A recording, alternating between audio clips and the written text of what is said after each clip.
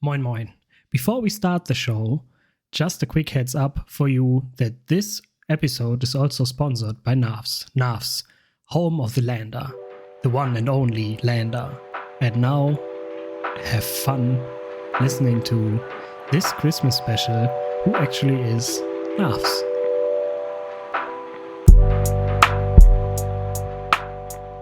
Moin moin and a dear welcome to another episode of Tim's Sprachnachrichten, or for you English speaking people out there, Tim's voicemails. And today I got one very special person in the lobby with me, and we are talking Knafs. Hello Ben, it's nice to have you here. Thanks for having me, Tim. I appreciate it.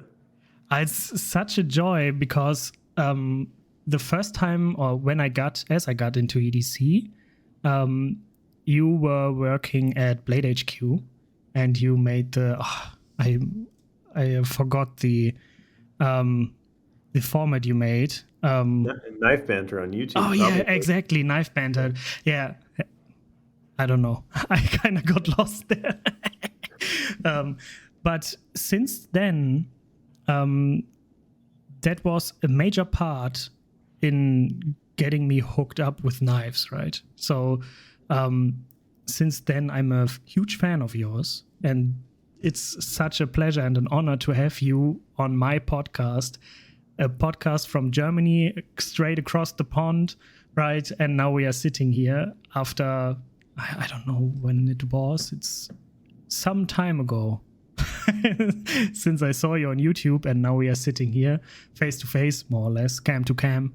Maybe. No, I'm grateful for the invite. I went to Germany for the first time a couple months ago to exactly Knife Lounge, and got to hang out with a whole bunch of German knife aficionados, people that just love knives. And I guess I didn't realize, like, I knew that we had European customers, but like the depth and intensity and love for knives in Germany is like really cool. So I appreciate the invite, Tim. Thank you for having me on. Oh yeah, you are very much welcome.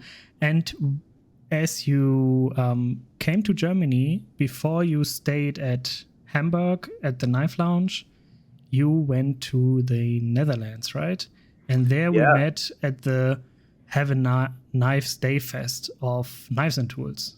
Yes, which was also a really cool experience. I could extend that to all of what I said to all of Europe. I was amazed at the Knives and Tools Have a Knives Day Festival. Like, people were so excited about pocket knives and knives in general. And I see that a lot at the Blade shows here in the US and the different shows that I go to. But it was really cool to see that enthusiasm in a place where carrying knives is not as easy as in the US, right? Like, you guys have stricter knife laws, but people showed up and they're pulling knives out and showing them, and I'm like, how did you get this here? And they're like, well, on the train. And I'm like, did you carry it in your pocket? And they're like, no, I just locked it in a box first and got on the train. Exactly. That's a major thing here, right? Because the only thing we really can carry without hesitation or with any drawbacks is a slip joint, right? Because every other knife, besides fixed blades with up to, I think, an inch, it's 4.7-ish inch blade length. So that's pretty hefty, right? As a fixed blade. But in folders, it's always, if you can open it with one hand, you are not, the knife isn't allowed to be locked. So you have to open it with two hands if it's locking. Mm-hmm. So a slip joint, most of the time is two-handed opening and not locking, so you're safe in every spot, right? But on train, since end of October, start of November, the knife laws got even stricter. Now when we go to conventions or anything like that, where bigger people meet, bigger masses of people meet, we aren't allowed to carry any knife. So it's only flashlights, pry bars and stuff, no knife.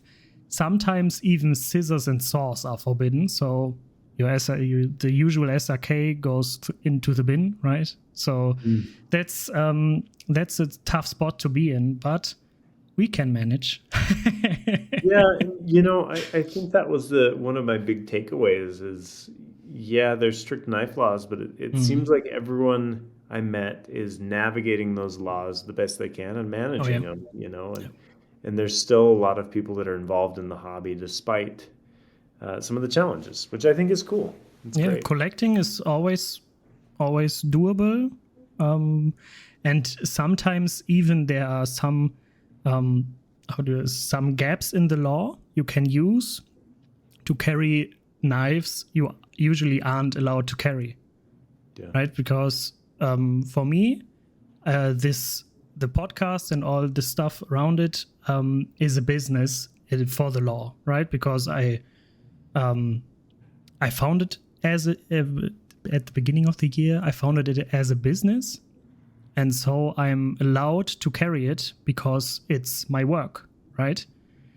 So I can manage that as long as I'm taking pictures or anything for Instagram or for the podcast or any stuff like that. But as the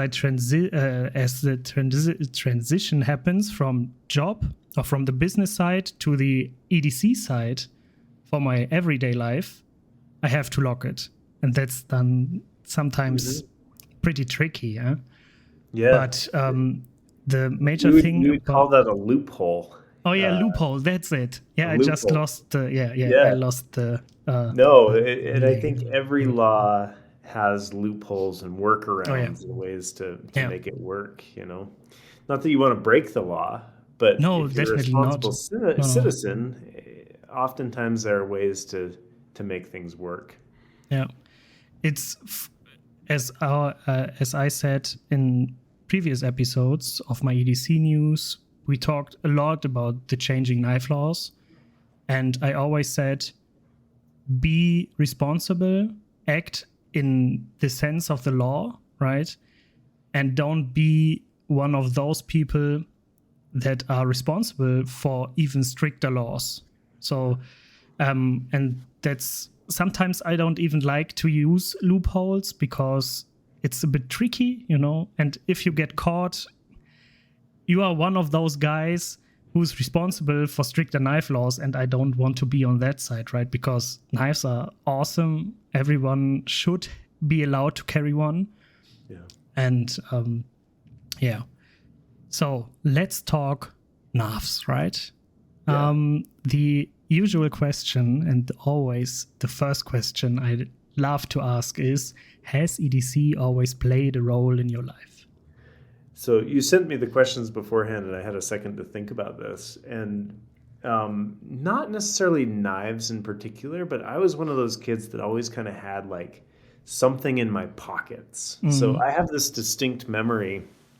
This was back in the days where you could go to the gate at the airport. And so we were going to pick somebody up from the airport, and I was going through security, and I had like a construction washer in my pocket.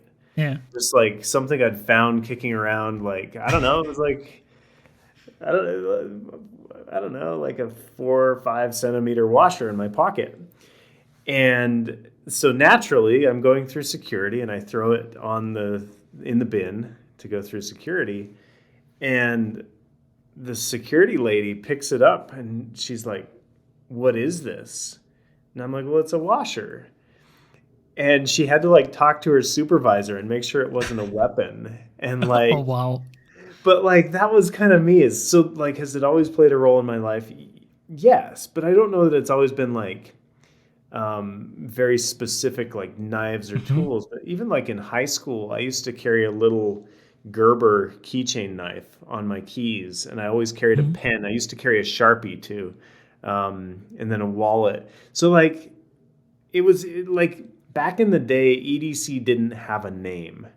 It was just whatever the heck's in your pockets, right? And so in that respect, yeah, I've always kind of been into EDC and always kind of had like little bits and bobs in my pockets of things that are interesting and cool to me. So yeah, I would say yes. But I would say knives kind of came in within the last 15 years where I've deliberately carried a knife in a way that was like, okay, I'm carrying this to open boxes and packages and things like that. Because prior to that, I only carried one on my keys for fun, like clean your fingernails or whatever. But yeah, so that's kind of where my history with EDC comes in. That's so interesting, because whenever I ask this question, I always think about how it was for me every single time, right? And I kind of compare it. And your story kind of has some parallels to mine. But for me, as a young boy, I was in the Pfadfinder, Pathfinders, right? We go out on hikes into the forest, camping, making fire, and all that stuff. So with being in there, being part of this group, always allowed me to have a knife on me. Folder, Swiss Army knife, fixed blades, all that stuff you need for bushcrafting in that sense. Yeah. And that's, so I always had stuff in my pockets, right? Stones, Swiss Army knife, and all the stuff you need digging in the dirt. Yeah. So I have 4 kids, Tim, and I'll tell you what, like, the number of like sticks and rocks and things that we find in our kids' pockets, little pieces of garbage that is treasure to them, you know? And I think there's something like primal, there's something like caveman brain about us that wants to have something close by, you know, like something in your pockets that you can use, or just almost a worry stone, right? Like, or this is something that I find interesting. Inside of us as humans, we like to collect things. We desire possessions. And I think that's part of what makes knives fun, is we're actually scratching this very like human nature of like, owning something that makes us excited, that makes us proud, you know? And that could be a stick, that could be a stone, you know, that could be a little bit of ribbon that a child has found, or a bit of string. But like owning that it makes us feel something inside. And I think that's what I love about EDC, is it's this idea that we're tapping into not the ownership of things just to own the things. There's an element of consumerism to all of this that is kind of like, but I think we genuinely enjoy owning things that make us smile. And that's kind of what knives are for me, is that they make me smile, man. And nobody walks out of my shop here. We have a little shop here in Utah. Nobody walks out of here with a frown. Everybody's that would be hard for me as well. Yeah. Yeah, like it's fun, it's interesting, and that's what I love about the whole industry of EDC and knives, is this is a hobby and people enjoy it. Oh yeah, definitely. And a very good friend of mine started EDC about a year-ish ago, and he got kind of kicked into the hobby by me, because I always showed him, look at this, I got the Spyderco Shaman, look at it, right? And he didn't get that good into touch with knives. Yeah. And last year, September, I went to Knife Launch and took him with me. And then, the rest is history, right? Because when you enter and all the knives you can touch and see, and that kind of broke him. And since then, he's knives. Cool. Well done. Yeah. You got us another one, Tim. Well done. Oh yeah. I hope my podcast always gets a lot of people hooked. I love it. So, how was the idea of Knafs born? Yeah, so for me, I've always thought about running my own business. Even when I was in high school, about 15 years old, I was transferring my neighbors' home videos from like VHS-C tapes, so like those big clunky tapes, to DVDs so their kids could watch them. And they'd pay me like $200 or something to go and transfer these DVDs. And so I had always thought that I would start a business at some point. And so basically what happened, I was working at Blade HQ, and I kind of had some like frustrations during my time at Blade HQ. Nothing crazy, just like it's a job, right? And but I had all of these ideas that I wanted to make and do. And I was finding that during my day job, I just didn't have time. And so I didn't have time in my day job. I was frustrated with my day job. And so the ideas started coming at like 5 a.m. And I would just like, oh, what if I did this? Or what if I did that? And so I went on vacation during this period. This was in 2018. And while I was on vacation, I just like had this bolt of lightning kind of inspiration come to me. Like, I should make a knife poster with everything that I know about knives on it. Yeah. And it's something I'd wanted to do for a really long time in my day job, but like I never had like the brain space and the time to do it.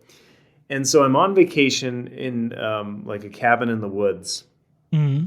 And I just started brain dumping, and I just started drawing, freehand drawing. I like taped a whole bunch of pieces of paper that I found in the cabin together, and I just started drawing with a pencil.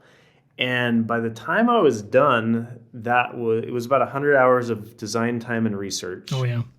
So when I got home from the trip, I sat down, and every morning for about 3 months, I would sit down and design this poster. Mm-hmm.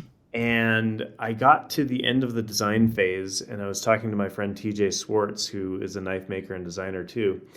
I was like, TJ, is this a business or is this a product? And he's like, dude, it's totally a business.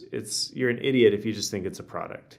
And I said, I'm thinking about the name Knafs and making it into a knife accessory company that makes posters and different things. And he's like, cool, do it. Like, yeah. The name was available, and so that's kind of where Knafs was born. Was out of this knife poster, and then the iconic knife poster, right? Yeah, yeah. I wanted to make something on my own terms. I didn't want to be like I wanted something to come out of my brain that was mine, and it was just like this really intense desire to own something.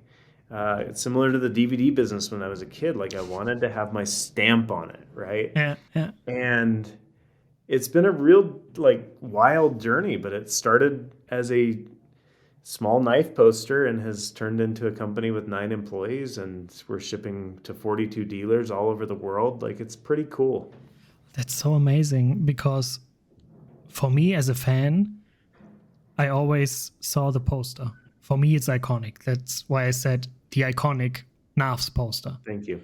And now knowing the story behind it, that it's kind of the cornerstone of Knafs, right?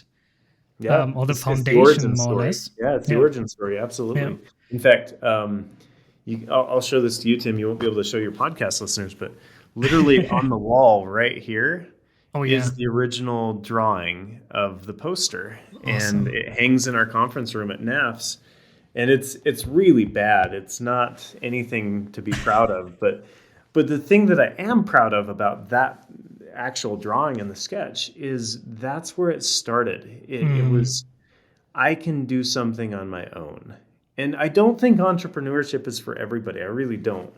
But for me, it was like this burning inside of my chest that was like, you have to get this out into the world. That's awesome. And if it fails, it fails. That's fine. You have to set it free.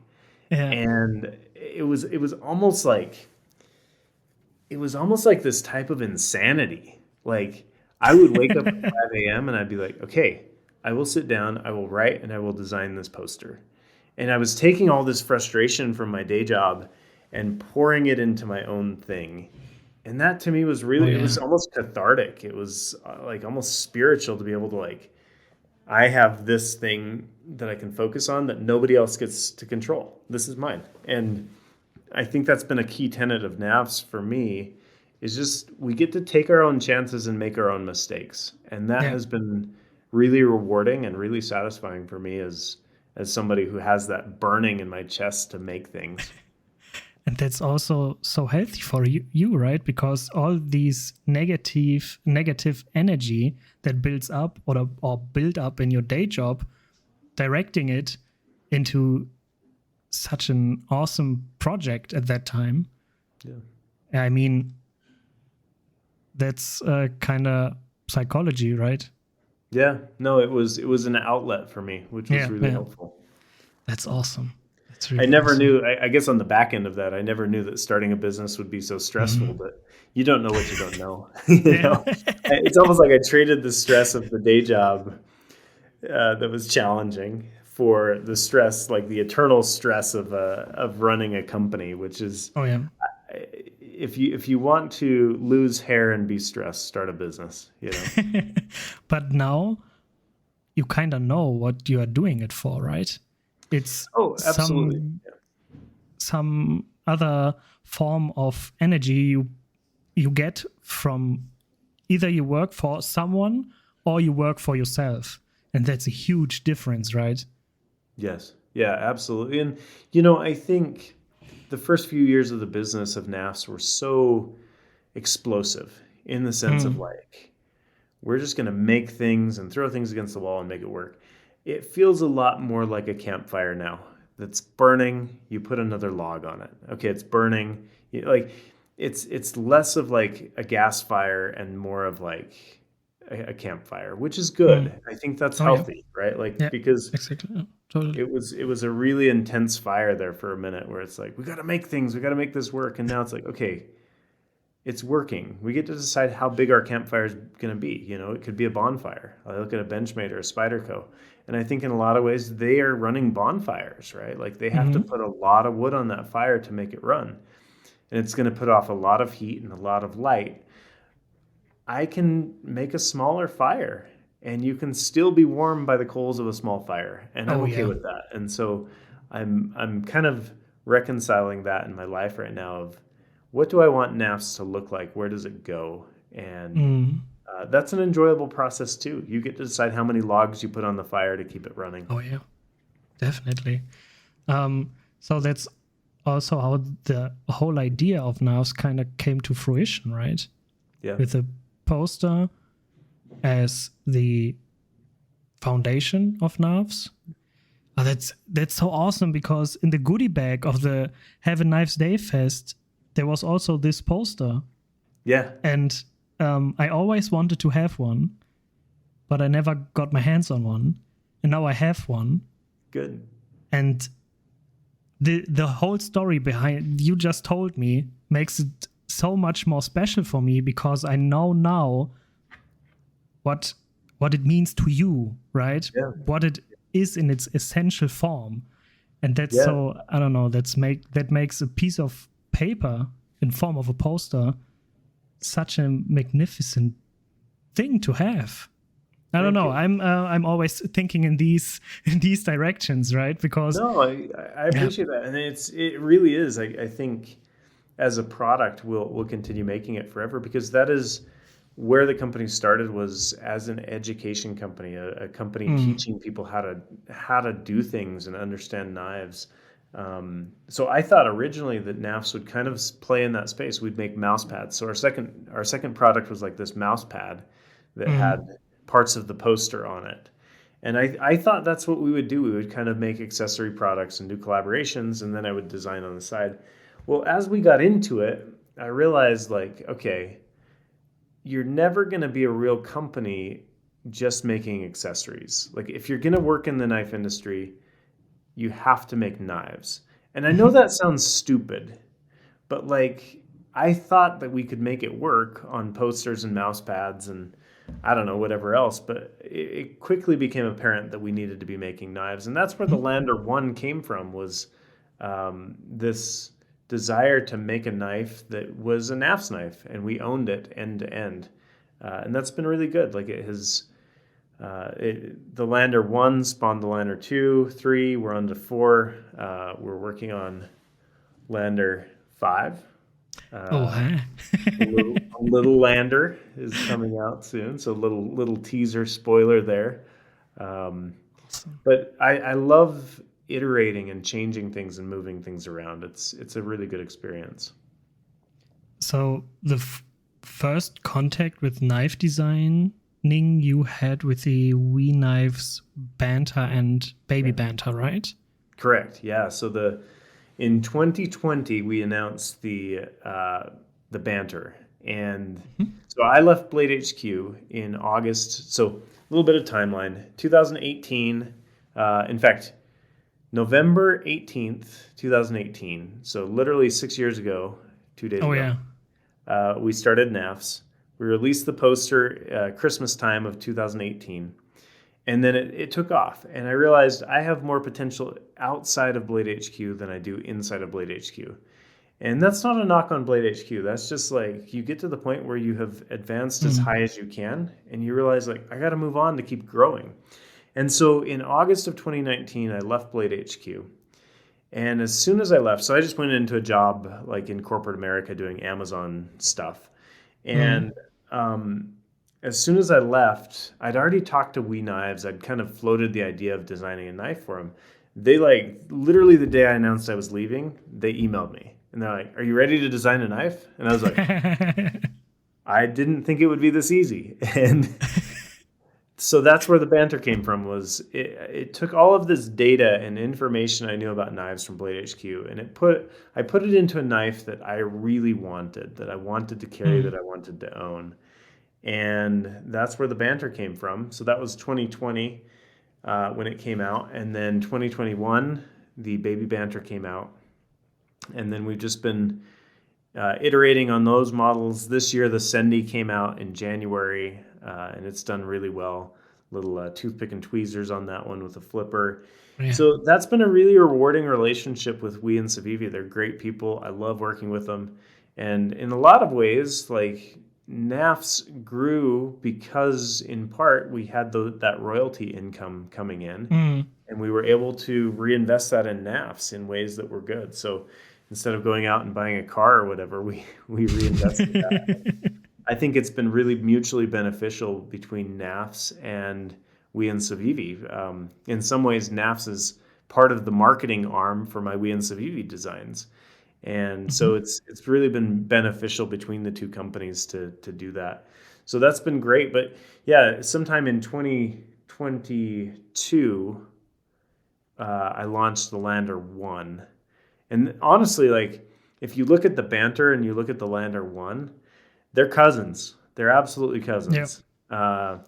I realized a few things about the banter. It's kind of chunky. The blade is pretty thick. The handle's a little thick. And I was like, well, what if we thinned it up and made the lines a little bit more curvy? And that's where the Lander line came from. It was the next iteration of the banter series.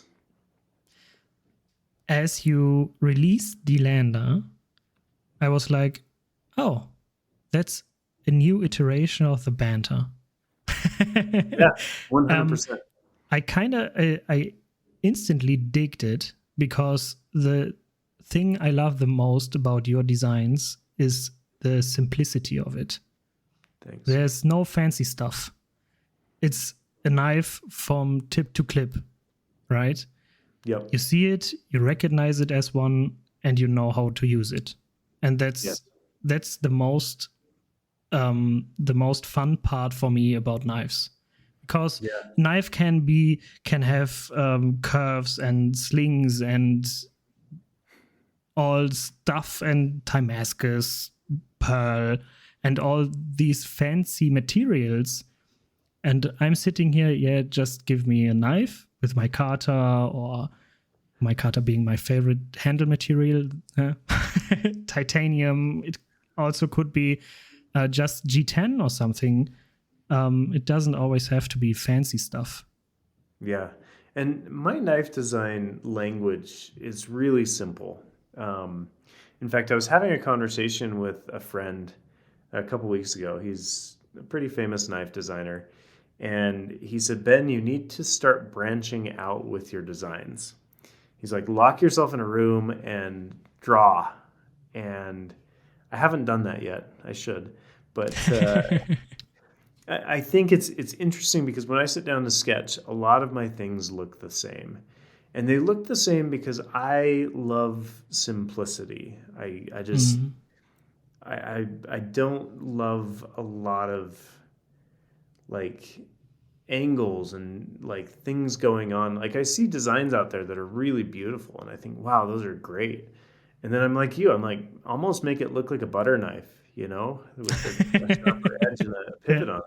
Because for me, this is a tool first. It should be a piece of art, and it should have design language, and it should look like something interesting, but it's a tool. And ultimately, I need that tool to do a job. And I think sometimes the design and the flowery pieces of a knife can get in the way of it being a tool.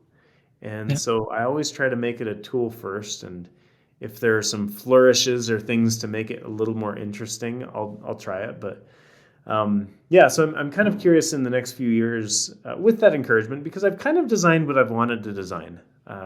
Okay. There are a couple other pieces and parts that I want to do, whether that's handle materials or opening types or things like that. But really, I've sort of like the things that I wanted personally, I've designed.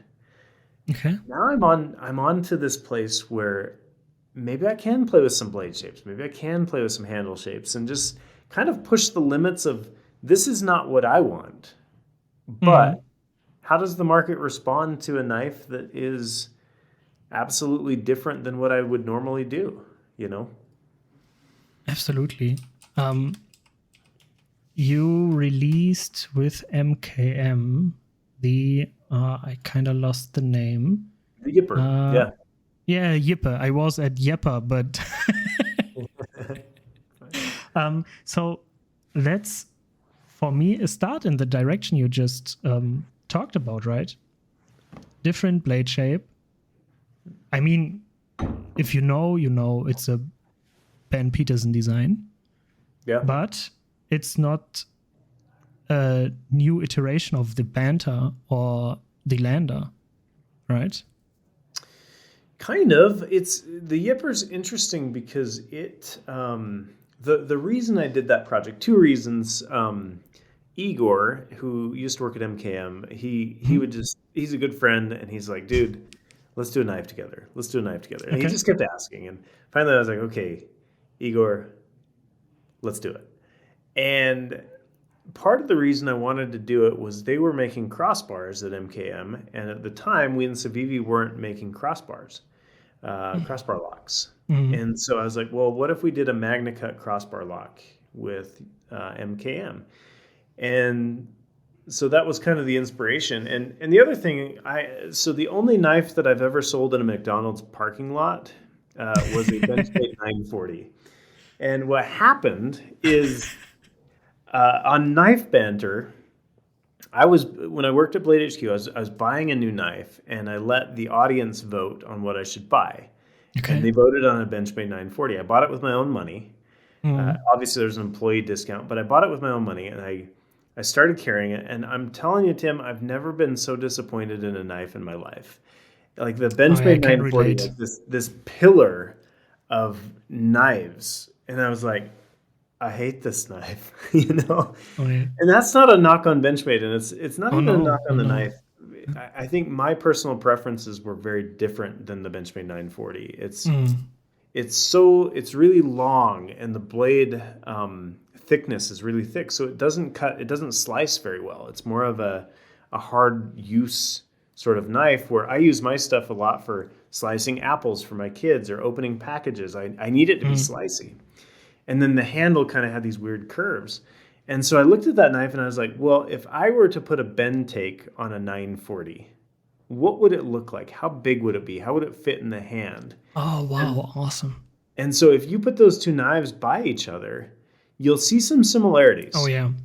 Definitely. But at the same time, I think I did a good job of not copying, not like what makes a Benchmade 940 great, and what makes it a knife that I don't enjoy, and synthesizing my own ideas into the knife. And I think it turned out good. And it's been a fun project, and they've done a really good job making it a solid offering. It's kind of funny you talked about the 940, because every month I release the EDC news. It's a German format, German-speaking format, where me and my co-host, we talk about all new things going on in the shops we have here in Germany, and new drops and all the fun stuff, right? And he is a 940 enjoyer, and I'm not. I'm more the bug out guy. And I love the bug out. And I hate the me too. Yeah. Exactly. And every time we have news where we talk about the bug out, where we have a list and there's a new bug out version and a new Osborne version, it's always him on the 940, me on the bug out. we never swap, because that can't go in the right direction if I have to talk about the 940, right? Yeah. Well, and I think maybe, like, going back to the Yipper might be the middle of those two knives, right? Oh, like definitely, between the bug out and the 940. And I use those because, like, they're such iconic knives. I think as a new knife company in the knife industry, Knafs, right? And me as a designer, like, I would be a fool not to look at what exists in the industry already, right? You look at, I don't know that you guys have these in Europe, but the Walmart Grail knife, the Ozark Grail bug out. Oh, no, have we you don't. seen that one? No. I don't think so. Let me look it up real quick. Yeah, look up Ozark Trail bug out is probably what I would look up to try to find it. But it's this orange handled knife. Oh, yeah. Yeah. Have you seen that one around? Not here in Germany, but if I'm not mistaken, Best EDC had it on that channel a few weeks ago, right? He did, yeah. He did a torture test on it. So this knife costs about $10. So you're looking at about 10 euros on this thing. And it is such a bug out copy. It's not a clone, right? My thing is, if you're designing knives, you should be looking at what exists in the industry already. But if the knife that comes off your table looks like the knives you were already looking at that already exist, you've done it wrong. And I think the Yipper kind of walks that line pretty good, right? Like, it's definitely. It's got 940 inspiration, but it's not a 940 at all. This Ozark Trail knife, you're like, is that a bug out? Okay, it's not, but you can tell it was on their table, you know? Yeah, definitely. Yeah. So that's been a fun experiment for me as a designer, is how do you make things new when everything's been done? And the pace of development right now, you look at every week, there's new knives from all sorts of companies. And it's challenging because I think we all want to make really quality products, but the offerings, the opportunities are huge. Like, there are tons and tons of new knives coming out all the time. And I think that's part of where branding and excitement around what you're making comes in, because we want to tell stories. We don't want to just release a knife. We want the knife to have a story and pieces and parts of it that are part of that story. So that's been part of my favorite thing about Knafs is we get to be storytellers. We get to get on camera, and we get to take our cameras places and tell these stories, because every product has a story. And that's probably what I'm best at, is telling those stories. Not that just the design, but the design around it, which would be the story and how it looks and all of that. And I love all the parts of that. I really, really enjoy that part of my job and what I do. So knife designing for you, or what makes a good knife design, is one of my questions, right? So you said if you get inspiration from a model, you are allowed to get, you have to get inspired, right? And straight up copying it, you did it wrong. And then, as you said, the 940 inspired you to design the Yipper. Yes. I would never have thought of that. Never, ever. When I look at the Yipper, I don't see a 940. But now, as you told me, I'm like, oh yeah, there are some 940 genes in it, definitely. Yeah. You know, it's interesting because what makes a good knife design and inspiration are similar things for me. So last year I went to the Amazon with Joe Flowers, who's a designer for Condor. So I was in the Amazon jungle, and I got to use like my Lulu design pretty heavily. And I kept having to borrow friends' knives. So a couple of the guys had this little Tops neck knife with it's probably like a 1.5-inch blade, maybe It's not 7 centimeters. How many? 1.5 inch. Yeah. That's like 3.75 centimeters. Okay, so super tiny, right? Yeah. But I was using it to drill holes in wood because we were in the Amazon and we didn't have a drill. So I was drilling holes, and I was like, dang, I need to design a knife in my line that can drill holes, because most of mine have this big belly on them, this kind of swooping belly, and you can't drill a hole with my knives. And so I was like, well, there's where the next design comes from. So I think when it comes to good design, for me, it has everything to do with purpose, right? You have to say, what problem is this knife solving? And granted, there's already a Tops knife that does it, but it's a little guy, and you can't get your fingers on it. And it makes a great neck knife, but like I kind of want to be able to get my fingers on it a little better. So that's where design, for me, it starts with, what problem am I trying to solve? In the case of this new knife that we're working on, it'll be a little Lulu. So I'm teasing a few things here. Lander 5, little Lulu. This little Lulu will be designed specifically to do bushcraft tasks, but really more drilling and things like that will be a little different. So I'm really enjoying this process of how do you take a thing and change it to your liking and make it something new. That's always an interesting take when thinking about it, because it's always, okay, I have a problem in my everyday life, and how can I solve the problem with my knife? Can my knife solve the problem? If not, what does the knife bring to the table to solve that problem? That's the whole thing behind a tool, right? You have a problem, the tool comes in, you solve the problem. Yes. If the wrong tool comes in, you can't solve the problem. Yeah, and I think what I'm finding with knives as I use them, so like I used to really enjoy using an SE4, and it's a pretty big an knife. Awesome knife. Yeah, it's an awesome knife.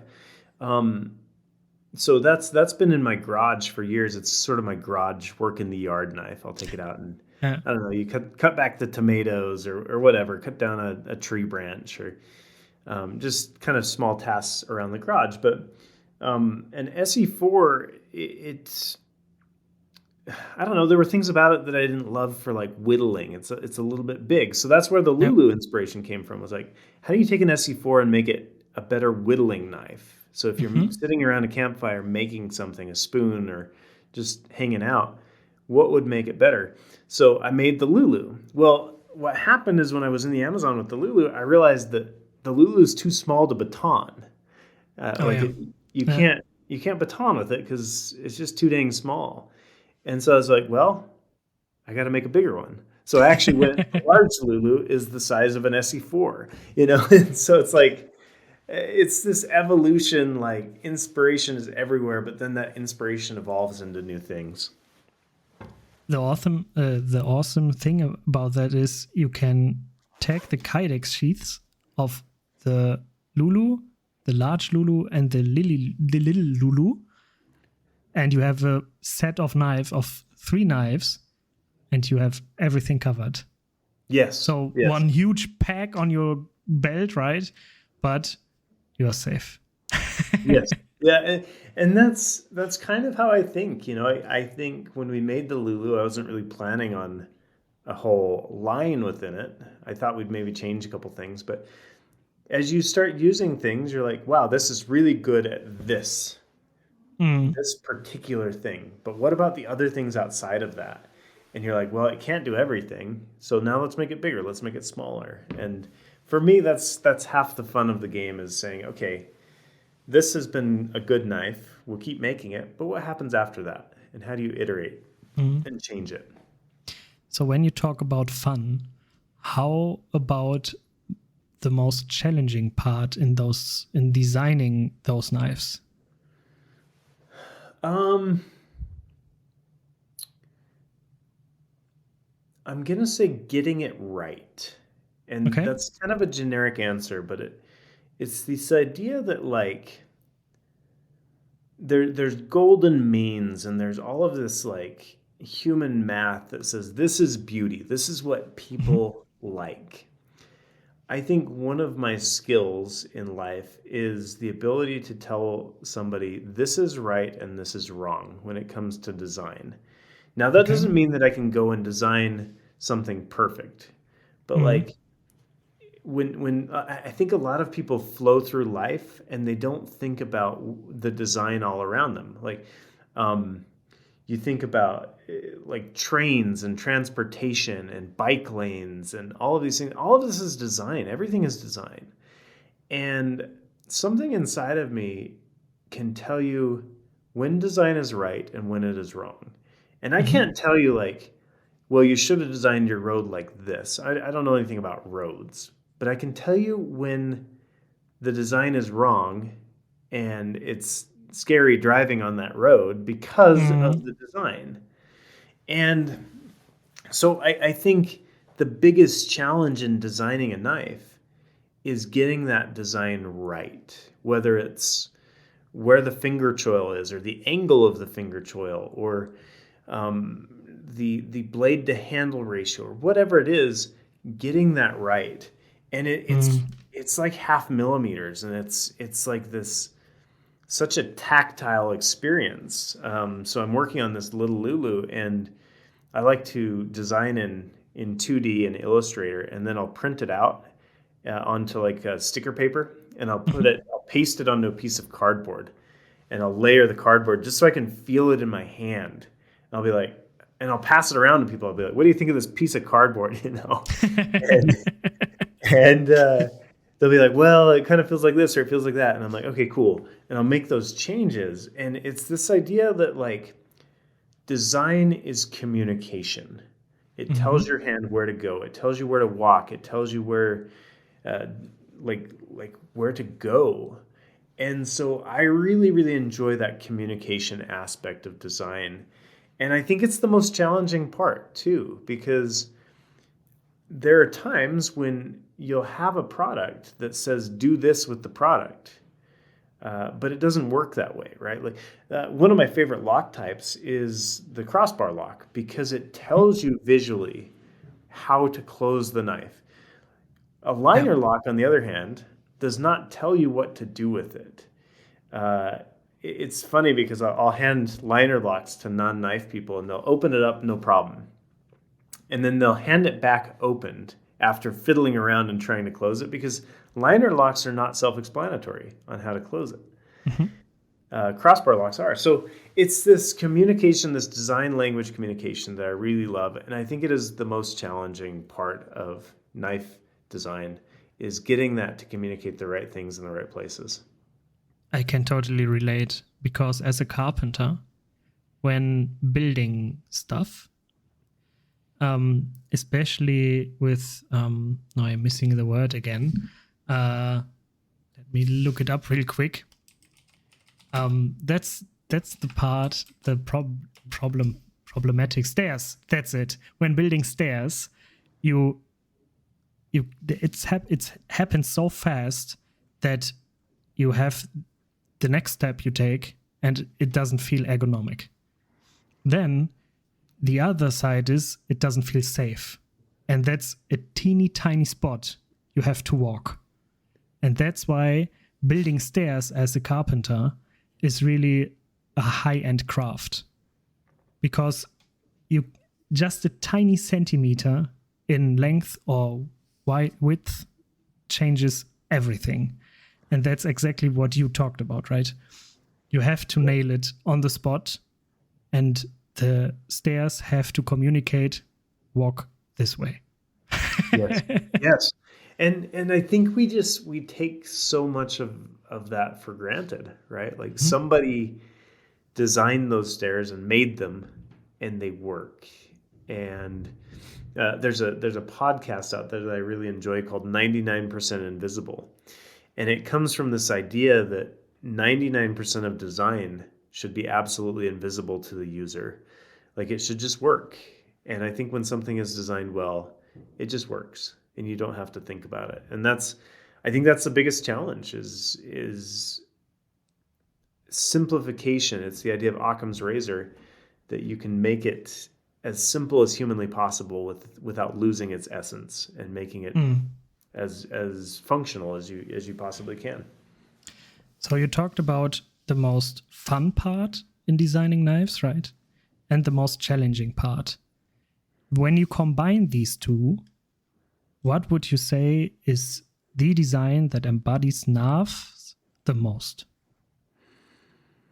Or design or tool or... Yeah, I think it's such a good question. And my problem is I'm too close to it, right? Like there's so much history wrapped into every one of these products. But I do think that the Lander 1 was such an exciting, fun project with the swappable scales and kind of make it your own, the right to repair and open source handle parts.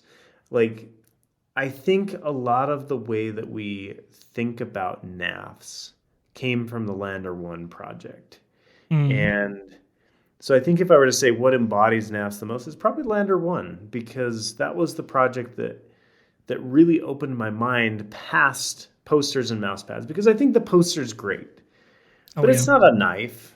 You know, it's not a, you're going to buy one and then you love it and it's great and it's a fun story. But like the Lander 1 is the project that really made things interesting for me. I mean, we put space kitties on the side of the scales. We did all sorts of patterns and we did like a picture from like the space telescopes and stuff. And for me, that has been really, really fun. And I think it really embodies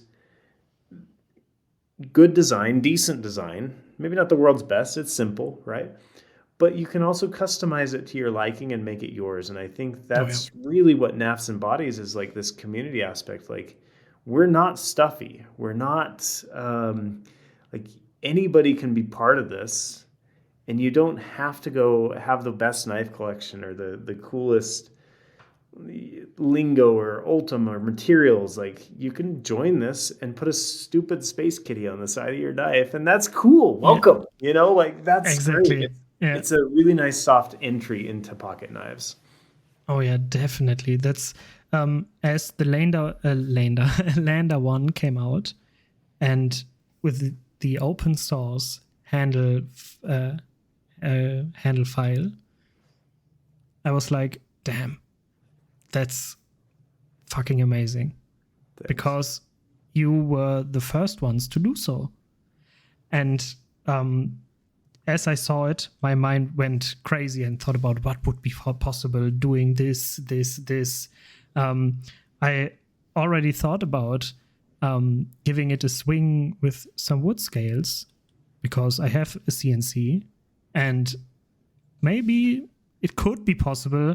I don't know if the tools we have on our CNC can work, because maybe I don't have the teeny tiny things I need. But I would love to try it out someday. Yeah, because and you can. It's free scale files, right? Like the step files are right on the site. Yeah. We've found with wood, we've done a couple wood sets, and the tolerances have to be pretty close, pretty tight. And where wood tends to fluctuate, sometimes that's a challenge.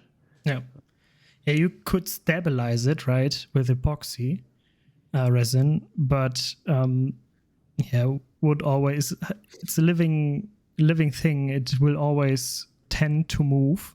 Yeah. You can't force it not to. But I love wood. Yeah. since the early years, since teeny tiny Tim went into the forest, he loves wood. That's awesome. What is your personal highlight in the history of knives? you sent the questions over, and I thought about this one, and I think it's kind of baked into a few different experiences that are all kind of like the same sort of like moments. And I'll tell you what the moment is. It's the moment when you realize something is working. Mm-hmm. And what I mean by that is, so like, let me give you an example. When we went to Blade Show for the first time as Knafs, this would have been 2022. So only 2 years ago. Feels like a lot longer. Holy smokes. But we had our first booth at Blade Show. And it was me and my wife, who owns half the business. And then my mom came out with us, and one of my friends that was like, dude, you buy me a plane ticket and pay for the hotel, I'll be there. I was like, Okay. cool, let's go. So we go out, and we're just hustling. My mom is like there. Like everybody who walked past the Blade Show booth, she's like, do you want to sign up for our email list? Do you want to sign up? Will you sign up? Come on, sign up. Like she bullied like 500 people into signing up for our email list. Oh, great. I was like, no way, that's amazing. She knows nothing about knives. She was just like thrilled to be there. So like having my mom there and helping, and then my friend Trevor's there and my wife is there. And it was just like this really cool moment to be at that show. And then within that too, there was this moment where, and we were just like packed the entire show. Like there were people in our booth, and I was like, holy smokes, like this might work. Actually, I guess this was 2020. Yeah, it was 2022. And there's just people there, and they're just excited about what we're doing. But the owner of CRKT, Rod Bremer, came up to the booth, and I was talking to somebody. So he waited. He probably waited 5 or 6 minutes. And he came up, and Rod Bremer's this old Montana cowboy kind of guy. He's got this really firm handshake, and just he's a great human being. And he came up to the booth and gave me his Rod Bremer hard handshake. He's like, congratulations, I'm really proud of what you're doing. And that was really cool because that was my boss's boss's boss at CRKT when I worked there. And he came to my booth and said, good job. Like that to me is like the spirit of the knife industry, but also very personal to me because I'd sat in meetings with this guy and I'd built his business, and his business had built me as an individual. And so it was kind of this moment of like round trip, like, oh, cool. Like this is really neat. And I've kind of had that experience in different places now across the world, even in the Netherlands, like going to the Netherlands and having people pull banters and landers out of their pockets. And somebody showed up in a Space Kitty t-shirt. And I'm like, holy smokes. Like we're making something that people care about. And that to me is probably the personal highlight, in that we're not just like making something that's crap and that people aren't excited about. We're making something that feels substantial and lasting, where people can be excited about it, whether you're a CRKT person or just an enthusiast, right? Like people are excited about what we're doing, and that for me is the personal highlight. Oh yeah, I can totally relate because, I mean, I have never been in such a situation. You just described Blade Show and all this stuff going on. Your mother like inducing your newsletter into people, right? And then meeting the owner of CRKT, your boss's boss, right? Yeah. Oh, that had to be. I don't know. If I were you, I would not have slept for 2 nights or so, because always thinking about it and oh wow, that's amazing. That's great. No, it's been really cool, and these are just the support and the friendship from people that I've known for years, like Rod Bremer at CRKT. Like I would call him a friend, I would call him a mentor throughout my journey, but then to have that mentor come back and kind of shake your hand and say good job, like stuff like that is really, really meaningful, and it's neat. Like people are following along on this journey, and that's really humbling. I'm like immensely grateful for it. Yeah, we call it in Germany, we call it a Ritterschlag. That means in the Middle Age, when there was a knight and you were, now I'm missing the English word again, you were by his side, and his, in German we call it Knappe, but I don't know what an English word could be. So at one point, let's call it apprentice, right? Yeah. At Like one a point, squire. Yeah. yeah, a squire, exactly. Yeah. Yes. At one point, the squire becomes a knight, and the knight lays his sword on his shoulders and on his head. And that's Ritterschlag, because your formerly boss, kinda, says to you, well done, you are now a knight. And that's, for me, that what you experienced is this Ritterschlag, right? Yes, absolutely. Yeah, that was the exact feeling. Is like, yeah. And I think again that's a testament to the goodness of this industry, because CRKT could look at NAFS as a competitor, and say like, okay, we're going to crush these guys or whatever. But it's like, no, we're going to go shake their hand and say good job and be supportive emotionally. And I think that's one of the coolest things about Knives is we're all a bunch of friends. It's fantastic. Came for the knife, stayed for the people. Exactly. That one big phrase that hangs over all of it. Yep. As the last question, and always the last question, Knafs in 3 words. Tim, I was going to see if I could negotiate for 5 words. Negotiate for 5. That's a toughie, but no, 3. Okay. Well, I was going to negotiate because somebody the other day, we have this Facebook group called the Moon Crew. Okay. And they were like, we need an acronym for NAFS. What does NAFS stand for? And somebody put in there... Okay, go with 5. Yeah, go with 5. Okay, I convinced you I need 5. Yeah. Somebody put in there, know nothing and fake something. Oh, awesome. Yeah, okay. That works. And it made me laugh so much because it wasn't said in meanness, but know nothing and fake something. I think that's what we're all doing as human beings, right? Mm-hmm. Like you have to start somewhere and you have to like fake it till you make it, right? Like you have to say, okay, I'm not a knife designer, mm-hmm. but what if I faked it for a minute and tried it? What if it worked? I think sometimes as human beings, we have this tendency to focus on failure.